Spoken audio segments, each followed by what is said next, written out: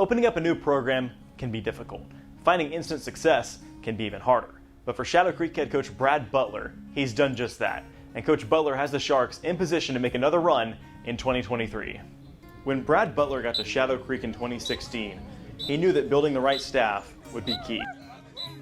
One of the greatest things about opening a program is challenging. You know, I mean, everything is square one. But one of the greatest benefits of it is being able to basically go out and handpick, your staff. It's different than going into a job where you can bring a couple of guys with you. I mean, here I was able to, hire a nucleus of guys, and then kind of all of us brainstorming together and our connections and stuff.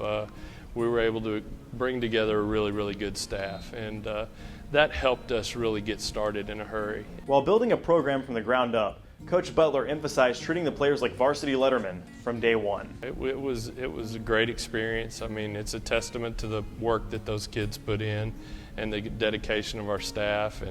And those 2 years, those kids were treated like varsity players even when they were not playing a varsity schedule, and really just took to coaching. And we were fortunate to get off to a good start. And that first championship game that we made it to, it was even crazier because we were playing against my old high school head coach, and Randy Allen at Highland Park. And so it's just been some really interesting things that have occurred over the years. With the Sharks moving up from 5A to 6A, the major difference for Coach Butler has been depth. I mean, we're competitive. We haven't had, the playoff run that we would really like to have in 6A, but the biggest difference I see is just the depth of the football teams, and so, that's one thing that you got to continually try to do is just, build depth to where you can compete with, sometimes schools that have a lot more kids than you do.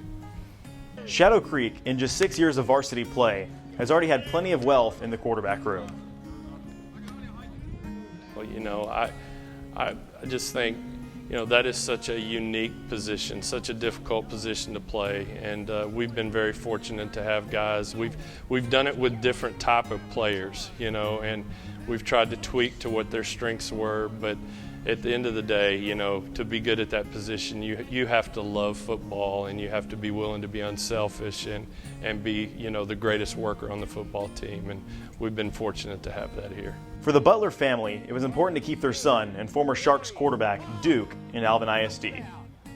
Yeah, it's been, we've got two older daughters that have been through school and graduated from college, and then Duke was the young one, and he was the only boy, and so he grew up running through the helmet at Campbell, dreaming of being a Maverick. And then when we came to Shadow Creek, at first it was like, Dad, what are we doing, And then he learned to love the Sharks, and it's just really been, it's been a family investment into Alvin ISD for us, so it's been a great ride. Shadow Creek is 2-0 to start 2023 with back-to-back wins over perennial playoff opponents.